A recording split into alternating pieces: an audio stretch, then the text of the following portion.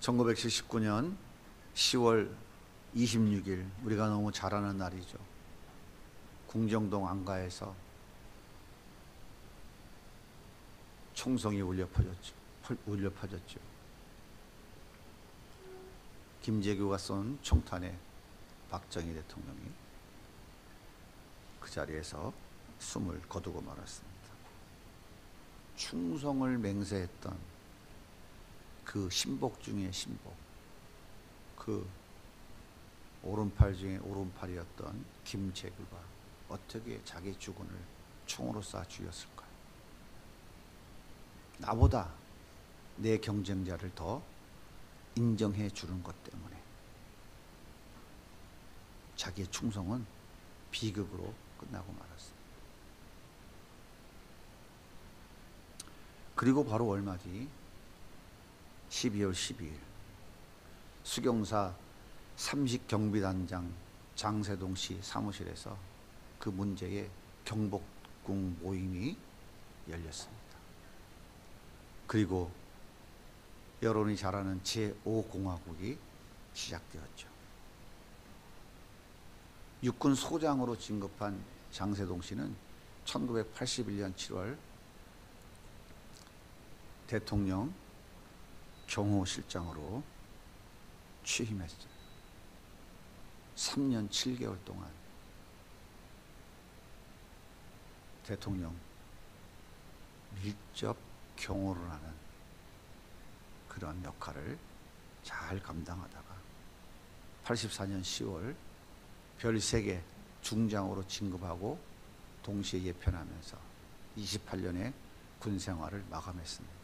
그리고 바로 국가안전기획부 국정원의 수장으로 자리를 옮겼습니다. 그리고 1987년 5월 박종철 고문 은폐 사건으로 그가 자리에서 물러날 때까지 명실상부한 제5공화국의 2인자 자리를 지켰던 사람입니다. 하지만 권력은 무상하죠. 시간이 흐르고 권력은 바뀌어서 이제 50 청문회가 시작됐습니다. 그가 외쳤던 어록들이 오늘도 대한민국 사람들의 마음에 많이 울려 퍼지고 있어요. 사나이는 자기를 알아주는 사람에게 목숨을 바친다. 어른을 구속하려 든다면 내가 역사의 수레바퀴에 깔려 죽는 한에 있더라도 막을 것이고, 그렇지 못한다면 나도 어른의 뒤를 따라가겠다. 여러분, 충성심이 대단하지 않습니까? 가만히 있어라. 내가 링 위에 올라가면 모두가 불행해진다. 주군을 향해 충성을 외치면서 모든 혐의를 자기가 다 뒤집어 쓰고 형무소에 들어갔어요. 1989년 1월 일해재단 설립 모금 비리로, 그러니까 직권남용 혐의로 처음 구속되었어요. 그리고 1993년 3월 통일민주당 창당 방해 사건, 일명 용팔이 사건의 배후 조종 혐의로 두 번째 구속이 되었습니다. 그가 교도소 앞에서 뭐라고 외쳤어요? 용팔이 사건에는 나이상 배후가 없다. 그리고 교도소 안으로 그는 들어갔습니다. 그리고 형기를 다 마친 연후에 전두환 대통령을 찾아와서 뭐라고 그랬어요? 각하 휴가 잘 다녀왔습니다. 세간에 화제가 됐잖아요. 사람들은 5공화국을 향해서 손가락질했어요. 모든 사람들이 5공화국을 싫어하고 미워했어요. 그럼에도 불구하고 장세동 씨를 향해서 뭐라고 말합니까? 주군을 향해 충성을 다한 진짜 사나이라고 그렇게 말합니다. 유다 베들레헴 땅에 흉년이 오자 나오미는 가족을 이끌고 모압 땅으로 이민을 떠났습니다. 이민 간 지 10년 만에 남편 죽고 두 아들 다 죽고 말았어요. 흉년에서 벗어나 모압 땅에서 큰 성공을 이루고 원하는 꿈을 이루고 싶었어요. 그런데 남는 것은 꺼진 불씨, 다시 피어오를 수 없는 절망, 그것만이 나홈에게 남아 있었어요. 남은 것이 있다면 과부 딱지. 과부도 싼 과부도 아니고 쓰리 과부. 저도 웃겨요. 여러분 한번 생각해 보십시오. 인간이 망해도 어쩌면 이렇게까지 몰락을 할 수 있겠습니까?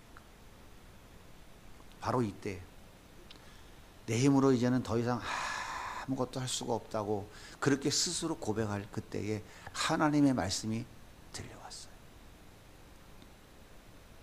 베들레헴 땅 그 텅 빈 들녘에 하나님이 찾아오셔서 풍년으로 뒤덮어 주셨다.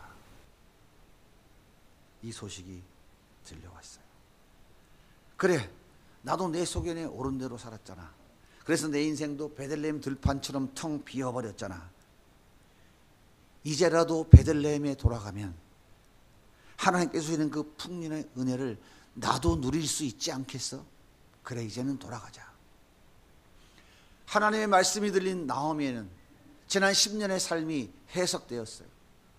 지난 10년의 내 삶 속에 찾아봤던 그 흉년이 나에게 어떤 의미가 있는지를 그는 드디어 깨달았어요. 이제는 돌아가야 되겠다. 하나님의 통치와 다스림이 있는 땅, 자기 백성들을 사랑하셔서 은혜와 축복을 내려주신 땅, 그 베들레헴으로 돌아가기로 결단했어요. 나오미는 자리를 팍 차고 일어나서 두 며느리와 함께 이스라엘 국경을 향해 걸어가고 있었습니다. 그때 나오미는 가던 발걸음을 멈추고 두 며느리에게 이야기합니다. 너희들 돌아가라. 너희들 나 따라오면 평생 과부로 살아야 돼. 하나님께서 이방 여인과는 결혼하지 말라고 명령하셨거든. 그러니까 너는 나 따라가 봐야 너랑 결혼할 사람 아무도 없어. 너희들 내가 돈 없는 거 알고 있지? 나 베들레헴 땅에 뭐 땅 남겨둔 것도 없어. 난 빈털털이야. 너희들 날 따라오면 평생 춥고 배고픈 한심한 인생 면할 길이 없어. 너희들 인생은 없고 너희들 스스로 다 희생해야만 살아갈 수 있어. 너희들이 이방인이잖아. 너희들 나 따라오면 이스라엘 땅에서는 너희들을 개같이 취급해. 너희들 그 멸시와 천대를 받고 살아야 돼. 모압은 여호와의 총에 들어올 수 없다고 하나님 이미 선언하셨거든. 나오미는 두 며느리가 돌아가야 될 이유를 현실적으로, 역사적으로, 미래적으로 잘 설명했어요. 이제 선택은 룻과 오르바의 몫입니다. 나오미가 선택해 주는 것이 아니에요. 나오미를 따라가든지 아니면 모압 땅에 남아 있을 것인지, 그것은 오직 그들의 의지적 선택에 달려 있었습니다. 오르바는 결정했어요. 나는 친정으로 돌아가겠습니다. 나의 백성, 나의 신에게 돌아가겠습니다. 오르바는 마지막 작별 인사를 하고 자기 길로 떠났어요. 그런데 룻은 나오미를 붙쫓았다라고 성경이 이야기해요. 더 가까이, 더 바짝 나오미의 치맛자락을 붙잡고 나는 어머니와 같이 어머니가 가시는 그 땅, 하나님이 함께 해주시고 하나님이 은혜와 복을 주시는 그 베들레헴 땅으로 가겠습니다. 두 사람의 선택은 끝났습니다. 이제 모든 결정은 다 끝났어요. 그런데 나오미에게는 한 가지 더 물어보아야 될 내용이 있었어요. 한 가지 더 확인해야 될 내용이 있었어요. 그것이 무엇이냐면 오늘 말씀 15절입니다. 같이 한번 읽어볼게요. 시작. 나오미가 또 이르되 내 동선 돌아가라. 내 동서는 너희 백성과 그의 신들에게로 돌아가나니 너도 너의 동서를 따라 돌아가라 하라. 오르바는 그의 백성과 그의 신들에게로 돌아갔어. 너도 너 동서를 따라서 너희 백성과 너희 신에게로 돌아가라. 이렇게 말하는 것이죠. 이 말을 뒤집으면 뭡니까? 나의 백성, 너희 백성과 내가 섬기던 신 버릴 수 있겠어? 그 얘기를 하는 거예요. 무슨 얘기입니까? 나를 따라와 베들레헴 땅에 오면 그 신은 절대 다시는 섬길 수 없다는 거예요. 그럴 수 있겠어라는 거예요. 너 말이야, 나 따라오면 내가 섬기는 그 모압의 신 더 이상 섬길 수 없어. 모두 버려야 돼. 너 할 수 있겠어? 그리고 너의 부모 형제와 일거칠척 이제 모두 너한테 이방인이 되는 거야. 내 가족도 버려야 돼. 할 수 있겠어? 못하지? 돌아가. 그것을 묻는 거예요. 한마디로 정리하면 이 얘기입니다. 너 나 따라오면 내 가족과 일가 친척 그리고 내가 지금까지 섬기던 너의 신까지도 다 버려야 돼. 너 그래도 따라올래? 나오미는 지금 먹고 사는 문제를 이야기하는 것이 아니에요. 신앙의 문제를 거론하고 있는 것입니다. 네가 믿는 신을 바꿀 수 있겠어? 너 못 바꾸지? 그럼 따라올 거 없어. 너 바꿀 수 있겠어? 그렇다면 따라와. 마지막 선택입니다.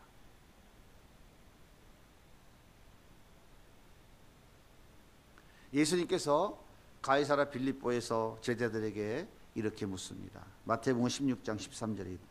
예수께서 빌립보 가이사랴 지방에 이르러 제자들에게 뭐로 이르되 사람들이 인자를 누구로 하느냐. 예수님 어떤 사람은 엘리야라고 하는데요. 어떤 사람은 세례 요한이라고 하고요. 그런데요. 어떤 사람은 선지자 중에 한 사람이라고 그렇게 말하던데요. 라고 제자들이 대답했어요.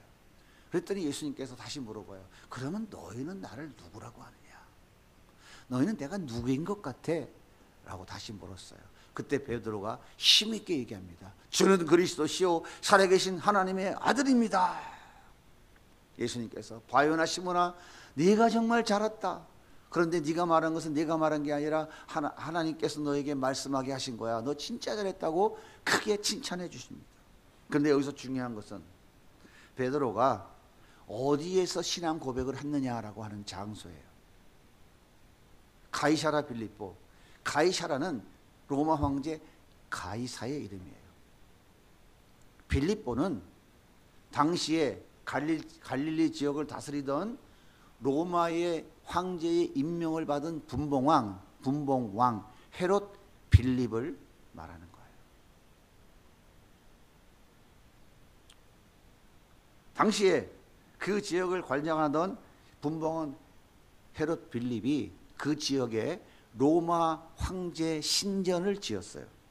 그리고는 황제 이름과 자기의 이름을 같이 붙여서 가이사랴 빌립보다라고 그 지명을 붙였던 겁니다. 그래서 예수님께서 로마 황제의 신전 앞에서 너희는 나를 누구라고 하느냐라고 물으신 거예요. 여러분, 로마가 점령하고 있는 모든 나라의 백성들은 1년에 한 번은 반드시 로마 황제 신전에 올라가서 선서를 해야 돼요. 가이사가 나의 왕입니다. 나는 가이사의 백성입니다. 꼭 한 번은 해야 돼요. 만약 거부하면 죽습니다. 그러니까 저는 그리스도시요 살아계신 하나님의 아들입니다라고 고백한 것은 뭐냐면 나는 로마 황제는 나의 왕이 아닙니다. 거부하는 거예요. 나는 로마 황제의 백성이 아닙니다라고 거부하는 거예요. 만약에 로마 군인에게 발각되면 바로 죽어야 돼요. 황제 모독죄라고 하는 거예요. 베드로는 지금 자기 생명을 내놓고 예수님 앞에 자기 신앙을 고백하고 있는 거예요. 마찬가지로 나오미가 너 내가 믿는 신 버릴 수 있어? 내 가족도 이웃도 버릴 수 있어? 라고 물어보는 것은 너 나 따라오려면 네 목숨 내놓아야 돼. 할 수 있겠어? 못하지? 돌아가 라고 말하고 있는 거예요.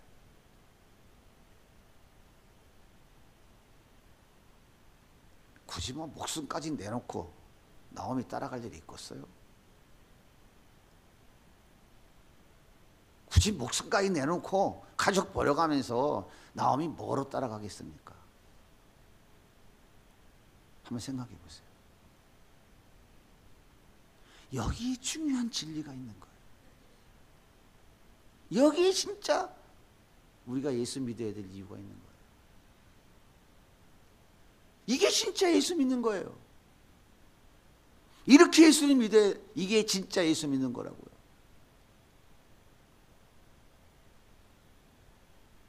오늘 나오미가 16절과 17절에 이렇게 대답을 합니다. 같이 한번 읽어볼게요. 시작. 룻이 이르되 내게 어머니를 떠나며 어머니를 따르지 말고 돌아가라 강권하지 마옵소서. 어머니께서 가시는 곳에 나도 가고 어머니께서 머무시는 곳에 나도 머물겠나이다. 어머니의 백성이 나의 백성이 되고 어머니 하나님이 나의 하나님 되시리니 어머니께서 죽으시는 곳에 나도 죽어 거기 묻힐 것이라. 만일 내가 죽는 일 외에 어머니를 떠나면 여호와께서 내게 벌을 내리시고 더 내리시기를 원하나이다 하는지라. 어머니 가는 곳에 나도 가고 어머니 머무는 곳에 나도 머무르겠습니다. 어머니의 백성이 나의 백성이 되고 어머니 하나님이 나의 하나님의 백성이 될 것입니다.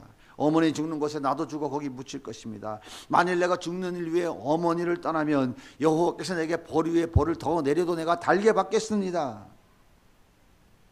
죽을 때까지 어머니와 함께 살다가 어머니 묻히는 곳에 나도 묻히겠습니다. 어머니 나는 그동안 섬기던 신 버리겠습니다. 어머니 하나님을 나의 하나님으로 나도 섬기겠습니다. 내 가족, 내 일가 지적 다 버리겠습니다. 하나님의 백성을 내 가족으로 섬기겠습니다. 난 과부 살아도 좋습니다. 남편 없어도 좋고 자식 없어도 좋고 가난해도 좋습니다. 난 어머니만 섬기며 살겠습니다. 내가 만약 죽기 전에 이 약속을 버리면 나는 벌 위에 벌을 달게 받겠습니다. 한마디로 딱 말하면 뭡니까? 내 생명을 내놓겠습니다. 이것이 룻의 대답입니다. 이것이 룻의 신앙 고백이며 동시에 나오미를 향한 충성 고백인 거예요. 여러분, 충성이 무엇입니까? 국어사전에는 이렇게 써 있어요. 국가나 임금, 윗사람에게 몸과 마음을 다함. 국가나 임금, 윗사람에게 몸과 마음을 다해 그 사람을 내가 지극정성으로 섬긴다라는 뜻이에요. 그게 충성이에요. 아랫사람이 윗사람에게, 부하가 상사에게, 낮은 자가 높은 자에게, 없는 자가 가진 자에게, 종이 주인에게 나의 몸과 마음을 다하여 섬기는 것, 이것을 세상이 말하는 충성이라고 하는 거예요. 그렇습니까? 안 그렇습니까? 회사에 가면 부장이 대리 섬기는 거 보셨어요?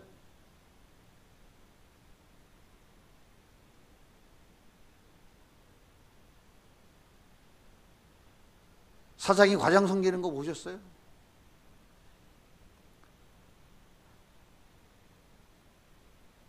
근무 시간에 급해갖고 화장실 좀 갔다 왔다고 사장도 부장도 이사도 그냥 잔소리만 하고 야단치고 자존심 확 꺾어버리지. 아니 그럼 뭐 밑에 말단 직원은 급하면 근무 중에 화장실도 못 갑니까? 공산당 집당도 아니고 뭐 김정은이 밑에서 일하는 거예요. 그러니까 화장실에 가면 오줌을 즐기고라도 참으면서 윗사람이 하라는 대로 충성을 다 바쳐야 되는 거예요. 이게 충성인 거예요. 그럼 성경에서 충성은 어떻게 정의할까요? 강한 자가 약한 자를 섬기는 것, 가진 자가 없는 것을 섬기는 것, 높은 자가 낮은 자를 섬기는 것, 주인이 종을 섬기는 것, 세상이 말하는 충성과 정반대의 개념이 바로 성경이 우리에게 가르쳐주고 있는 충성인 거예요. 그러니까 예수 믿는 사람들은 예수가 있는 사람들, 예수도 충만한 사람들은 사장이 조고모를 섬기는 거예요. 부장이 대리를 섬기는 거예요.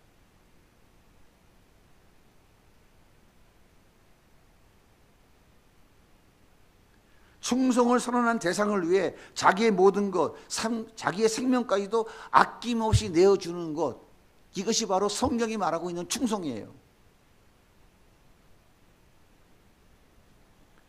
룻의 충성 선언이 성경이 말하고 있는 진정한 충성의 모델인 것입니다. 어떻습니까? 롯의 이 충성 선언 마음에 드십니까? 쓸데없는 거를 왜 또 얘기해가지고 주일날 또 이렇게 마음이 불편하게 만들어.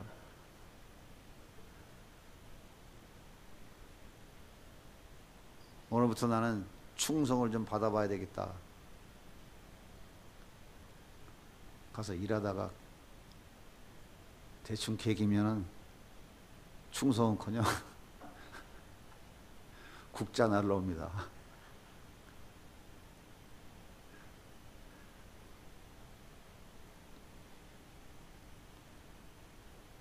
어때?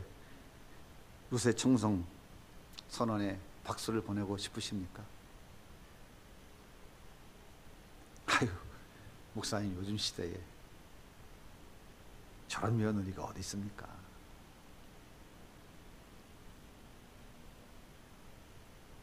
어떻게 남편 잡아먹고 두 아들까지 잡아먹은 저 여자를 내 가족까지 버리고 내 신까지 버리고 따라가서 섬긴단 말입니까? 택도 없는 소리 하지 마이소. 그래야 되는 거 아니에요? 조선시대에는 부모님이 죽으면 무덤 옆에 초막을 짓고 3년상을 치렀잖아요. 그래도 효자상, 효부상도 주고 또 효자비도 세워주고 효부비도 세워주고 효녀비는 없더라고. 효부비도 세워주고 했잖아요. 요즘에 누가 부모랑 같이 살라고 그럽니까? 같이 살라고 그래요? 안 살라고 그래요? 누가 시집살이 하려고 그래요? 제가 옛날에 서울에 있는 수석 부녀보호소 거기서 섬기러 다닐 때 참 눈물 흘리는 할머니들 많이 봤어요. IMF가 터져서 먹고 살기가 어렵게 됐잖아요. 그 며느리가 어머니 저랑 같이 오늘 바람도 쐴 겸 마트에 장 보러 가시죠. 이 며느리가 IMF 터져갖고 모두가 힘들다 그러는데 이 며느리가 이게 같이 또 시장도 가지고 또 마트도 가자 그러니까 그래. 이 마트가 어떻게 생겼는지 트레이더스가 어떻게 생겼는지 궁금하잖아. 그래서 신나서 따라갔어. 어머니 여기 가만 계세요. 여기 카트 요거 붙잡고 여기 조금 가만 계세요. 네, 저 가서 물건 몇 개 골라갖고 올 테니까 딴 데 가시면 안 됩니다. 그래요. 알았어. 얼른 갔다 와. 얼른 댕겨와. 그리고 이렇게 딱 앉고 뚜리번 사람도 많고 물건도 많으니까 구경하고 있어요.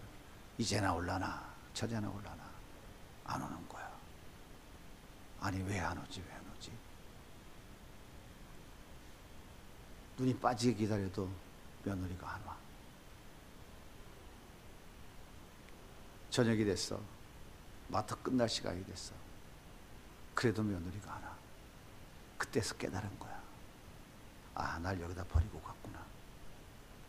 며느리는 여기 가만 계세요 해놓고는 주차장에서 차 몰고 가버렸어. 그분이 갈 곳은 서울에 있는 부녀 보호소밖에 없어요. 어머니 아들한테 전화 좀 해드릴까요? 아니 없어. 아들 없어. 자식 없어. 눈물을 감추는 그 할머니들 많이 봤어요.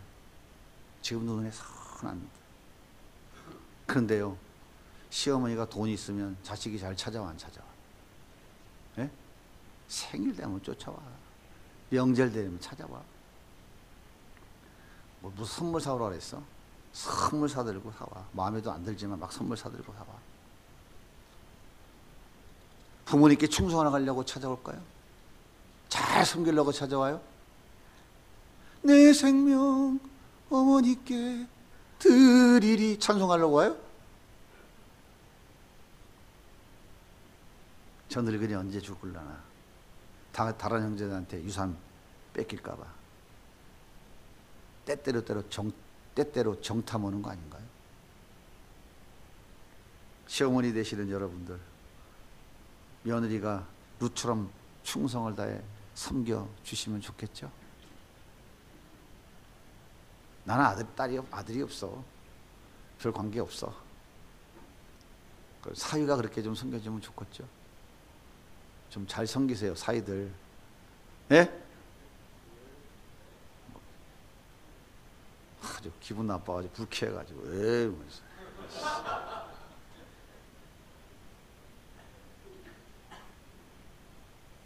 그럼 또 이렇게 얘기해요. 아유 목사님 그런 거 안 바랍니다. 속으로는 실천 안 하면서 자기들 잘 살면 족하지요 뭐. 되게 거룩한 척 많이 하시죠. 그런데 있잖아요, 이 세상에 룻과 같이 자기 인생을 희생하고 자기 생명 버리면서까지 나를 섬겨줄 진정한 충성의 사람이 있을까요?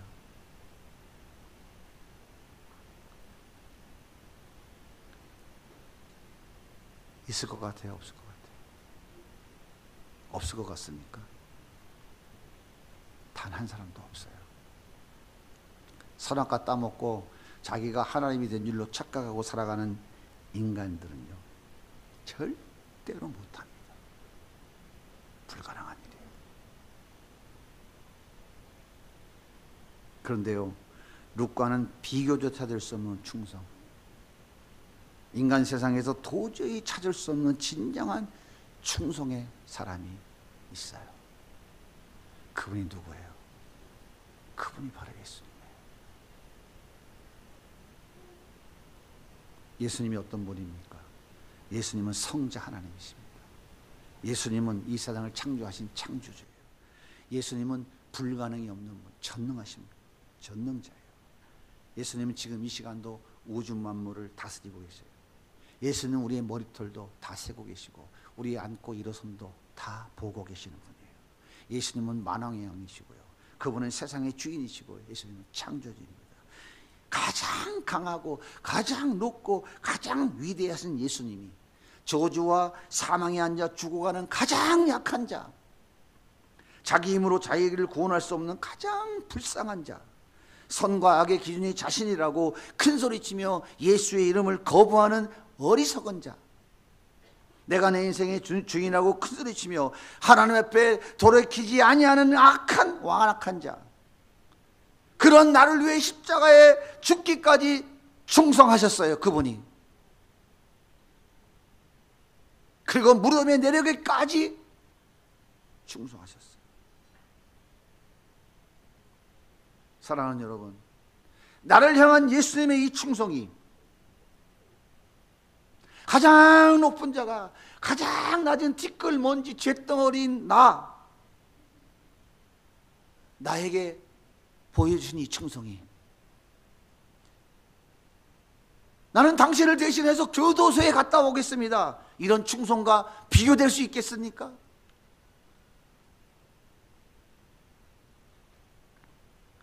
이 세상에 그 어떤 인간의 충성과 비교될 수 있겠습니까?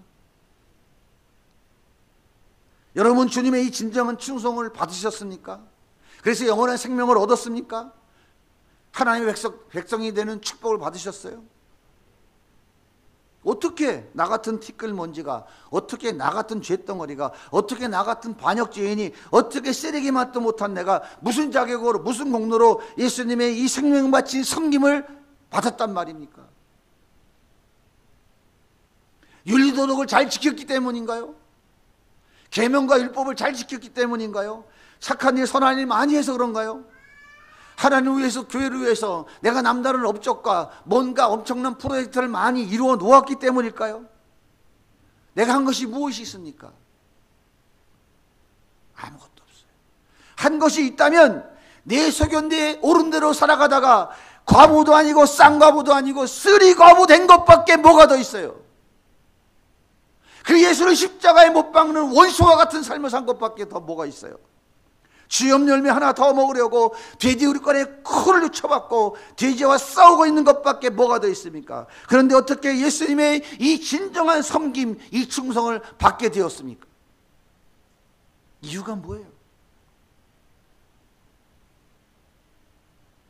내 주먹을 믿으라고 하시는 분도 대답해 보세요. 내가 잘났다고 하시는 분도 대답해 보세요. 이유는 딱 한 가지밖에 없어요. 예수님은 나를 사랑하셔서, 나를 불쌍히 여겨주셔서, 지옥의 영원한 저주받을 나를 불쌍히 여겨주셔서, 하나님은 사랑이시라. 사랑의 정의가 하나님이에요. 그 하나님께서, 그 사랑의 하나님께서 죽어가는 그 불쌍한 우리를 긍휼히 여겨주셔서 자기를 십자가에 죽기까지 충성을 우리에게 보여주신 거예요.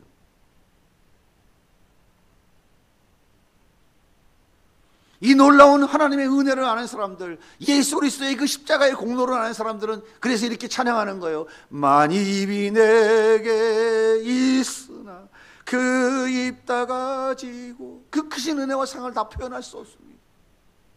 하늘을 두루마리 삼고 바다를 먹물 삼아도 한없는 하나님의 그 은혜와 사랑을 다 기록할 수 없다고 얘기합니다.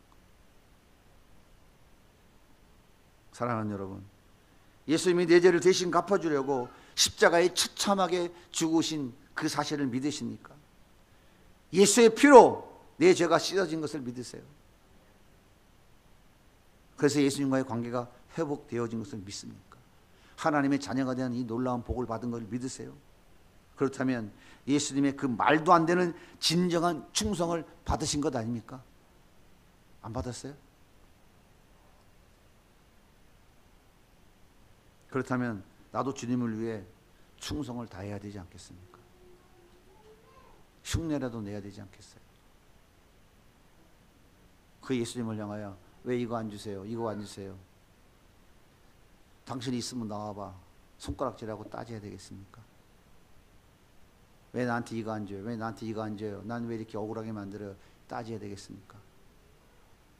이스라엘 백성들 광야에서 40년 동안 그 하나님을 손가락질하고 따지다가 다 죽었어요.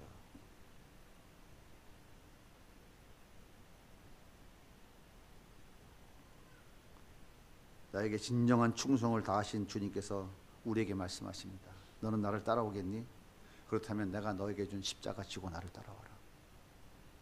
마태복음 16장 24절에 이렇게 말씀하십니다. 이에 예수께서 제자들에게 이르시되 누구든지 나를 따라오려거든 자기를 부인하고 자기 십자가 지고 나를 따를 것이다. 여러분, 예수님을 따르시겠습니까? 예수님을 따른다는 것은 여러분이 생각하는 것 같이 그렇게 쉬운 게 아니에요. 가룟 유다 같이 돈 많이 벌려고 따라가면 스스로 죽습니다.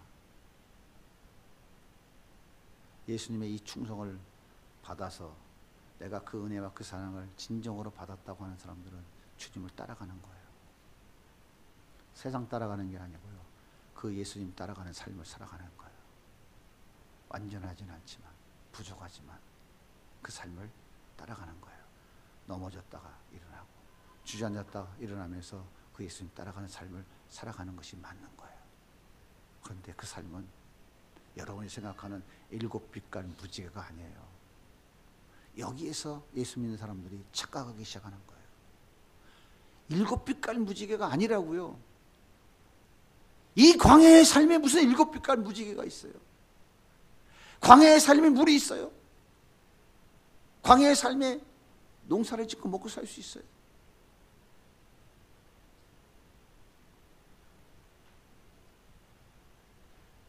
그래서 그 예수님을 따른다는 것은 가장 끔찍하고 가장 더럽고 가장 수치스럽게 벌거벗겨진 채로 가시면류관을 쓰고 홍포를 입고 얼굴에 가르침이 묻고 채찍으로 온몸이 걸레가 되도록 맞고 가진 모욕을 다 당하고 십자가에 매달리는 자리까지, 예수님이 가신 그 자리까지 우리도 따라가는 거예요. 이게 예수님 따라가는 거예요. 그래도 예수 믿고 예배 잘 드렸으니까 로또 30억짜리 하나 맞기를 기대하고 앉아 계십니까? 그거 가지면 어디로 간다고요? 애굽으로 돌아간다고요. 성경이 가르쳐주고 있잖아요. 이스라엘 백성들이 만나 싫다고, 고기도 안 주고 파주 안 준다고 애굽으로 돌아가자고, 그러니까 하나님이 아주 가라 하고 다 죽여버리시잖아요. 광야 40년 동안. 그 애굽에 돌아가면 뭐가 기다려요? 바로가 기다려. 430년 동안 종살이하며 살았던 그 자리로 다시 돌아가고 싶단 말이에요. 밥 먹고 싶다고, 마늘 먹고 싶다고. 아파트 평수가 좁다고, 차가 후지다고, 몸이 좀 병들어 힘들고 어렵다고 그 길로 가고 싶냐고요?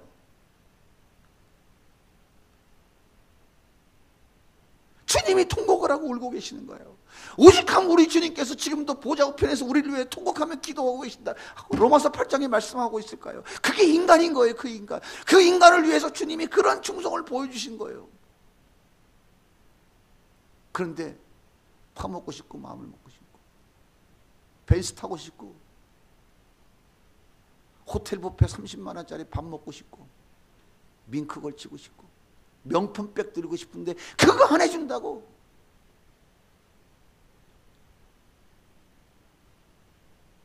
그래서 안 주시는 거예요.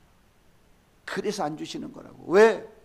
그 이 세상 것은 잠시 지나가는 것이고 너에게 영원한 생명이 있다. 영원한 생명이 있다. 난 너에게 그것 주기 위해서 십자가에 죽었다. 이 충성을 너에게 다 한 것이다 라고 우리 주님이 말씀하고 계시기 때문에 안 주시는 거예요. 주면 다 죽어요.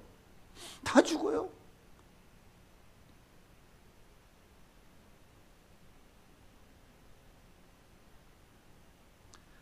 유대인의 상식으로는 저주받은 자들이 매달리는 나무에까지 거기까지 가라고 하면 가는 거예요. 이게 예수님 따라가는 거예요. 쉬워요, 어려워요? 못 가요. 우리는 못 간다고요. 못 간다고요. 그래서 우리는 예수님 붙잡는 거예요. 주님, 나는 못 갑니다. 걱정하지 마. 내가 다 갔잖아. 넌 그냥 내 등에 업혀서 오기만 하면 돼. 근데 그 등에 업혀 가는 것도 싫다고. 애굽으로 돌아가겠다고. 가면 죽는 길인데. 그게 인간인 거예요. 홍해를 가르고 그 홍해의 마른 땅을 건너갈 땐 박수치며 할렐루야 죽도록 주를 위해 충성하겠습니다 외쳤던 그 이스라엘 백성들이 파 먹고 싶다고, 마늘 먹고 싶다고, 만나는 지겹다고 애굽으로 돌아가겠다고. 그게 인간이라니까요. 그게 인간이고 그래서 죄덩어리인 거예요. 그런데 하나님 그런 죄인들을 우리 주님은 지금도 포기하지 아니하시고 품에 안고 가시는 거예요. 근데 날마다 뿌리치는 거예요. 도망가겠다. 우리가 예수님께 어떤 충성을 받았습니까? 우리가 예수님께 어떤 성과 희생, 어떤 사랑을 받았습니까?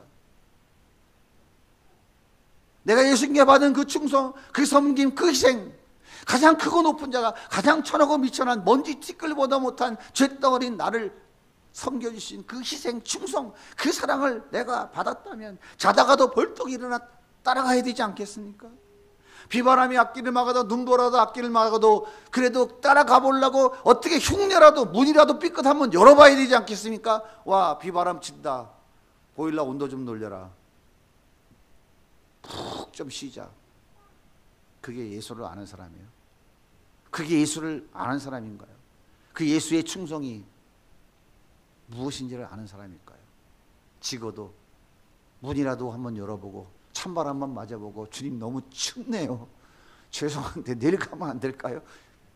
그래도 우리 주님은 긍휼히 여겨주시는 거예요. 보일러 올려라. 춥다. 어딜 따라가냐? 나중에 영상 20도 꽃피는 봄 오면 그때 어떻게 문 열어보자. 광야에 다 죽는 거예요.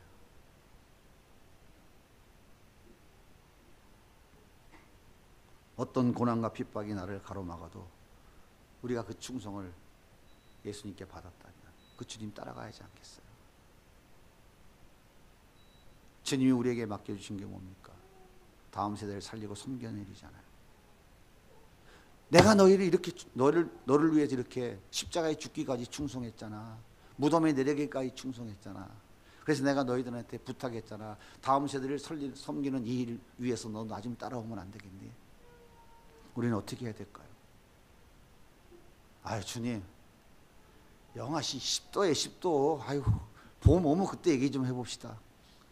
아유, 장사도 안 되고 돈도 뭐 안 벌리고 어디 뭐 보너스도 못 받아서 죽게 생겼는데 무슨 너무 얼굴 한 번도 못 보는 애들한테 그 몇 천만 원씩 돈을 씁니까, 주님? 아, 참 진짜. 우리 교회 성도님들, 제가 제발 부탁하는데 그런 말 하시는 분도 없지만 앞으로도 그런 말 안 했으면 좋겠어요. 주님 앞에 부끄럽고 죄송스럽다. 우리 주님 뭐라는지 아세요? 너 네 거 너 가진 거 누구 거야? 그거 네 거야? 내 거 아니야. 알았어. 한 방 후드려치면 그냥 다 저같이 되는 거예요. 교회 노숙자, 기도원 노숙자, 길바닥 노숙자. 절대 그런 소리 하지 마세요. 주님, 부족하지만 그래도 따라가 보겠습니다. 저는 멋진 수영은 못하는데 그래도 개 헤엄이라도 흑흑 하면서 따라가 볼게요. 그런 자세로 주님 따라가면 우리 주님께서 얼마나 기뻐하시겠어요. 그래, 내가 널 위해서 충성한 그 충성이 아깝지 않다. 그렇게 나오미를 향하여 신앙 고백을 하고 충성을 고백한 그 나오미를 따라간 그 룻이 하나님께서 이 땅에 예수를 보내시려고 계획해 놓으신 그 놀라운 계보에 들어가는 여자가 됐어요. 더군다나 그것도 이방 여자가 예수 그리스도가 이 땅에 오는 다윗의 할아버지를 낳았어. 다윗이 이 땅에 오는 통로가 되었고 다윗의 후손으로 오시는 예수 그리스도가 이 땅에 오는 그 통로를 이어주는 잘랐던 그 통로를 이어주는 위대한 하나님의 사람으로 쓰임 받잖아요. 어떤 것이? 예수님께 받은 그 충성이 무엇인지를 알고 나도 그 충성 따라가겠습니다라고 했던 그 나오미, 그 이방 여인, 절대 구원받을 수 없는 여인, 온갖 멸시와 천대받으며 손가락질 침받으며 욕먹으며 살아야 될 그 이방 여인 룻이 베들레헴 땅의 가장 유력한 자 보아스가 기다리고 있었어요. 하나님 예비시켜 놓고 있었어요. 그 보아스는 가장 유력한 자, 돈 많은 자, 부자였어요. 그리고 하나님이 계획하신 예수 그리스도를 이 땅에 보내는, 다윗을 이 땅에 보내기 위하여 그 통로를, 끊어진 통로를 연결하는 하나님의 위대한 사람으로 하나님이 사용하신 거예요. 눈앞에 아무것도 안 보입니까? 답답합니까? 우리 예수님이 능력자예요. 전능자예요.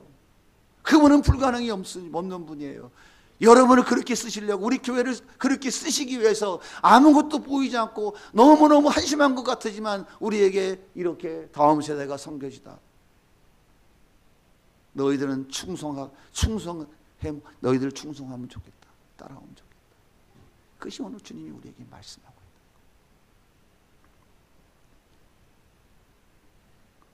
거예요. 이것이 진정으로 예수님의 진정한 충성을 받은 자들의 충성일 것입니다.